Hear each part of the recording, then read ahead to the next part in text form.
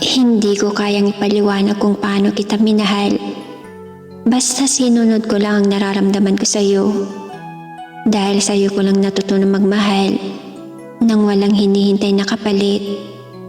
Hindi kita minahal dahil lang sa kailangan kita, kundi mahal kita dahil sa'yo ako masaya.